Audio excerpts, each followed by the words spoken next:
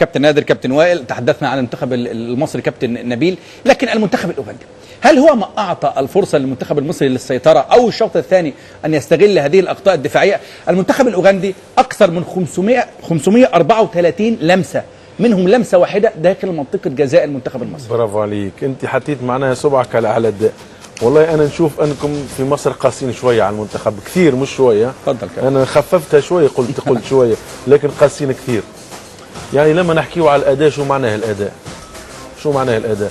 إذا كان نلعب ضد منتخب أوغندي يوصل لي مرة واحدة للحارس في مباراة كاملة، يعني أنا مسيطر.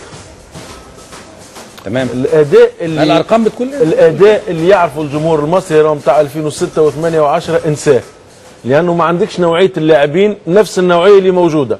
ويكتور كوبر أنا نقول إنسان واقعي قاعد يلعب حسب إمكانيات اللاعبين اللي موجودين حاليا في المنتخب المصري. تمام. لأنك لو تقارن الخط الخلفي اللي كانت تخرج منه الكرة صحيحة قبل، اللي موجود فيه وائل وعدة لاعبين أخرين، خط وسط الميدان معناها باللاعبين اللي نعرفهم حسني عبد رب وابو تريكه وبركات وكلهم اللي موجودين، والخط الامامي النوعيه كانت جيده فنيا. حاليا عندك لاعبين صراع، عندك لاعبين بدنيا قويين، يعني لازم يغير. والكره تطورت، مش نفس الكره نتاع 10 سنوات البر نكمل الكره اللي موجوده حاليا.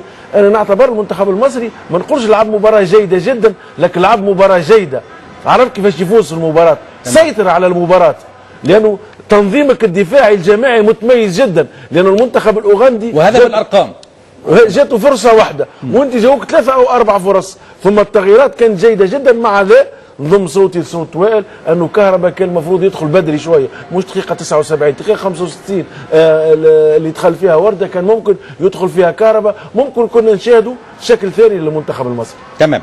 اذا طبعا هذه اطلاله مشاهدينا على الاداء للمنتخب الاوغندي الذي لم يصل الى منطقه جزاء المنتخب المصري الا مره واحده فقط طوال المباراه. طبعا قنوات بين سبورتس مشاهدينا متواصله معكم في هذه الليله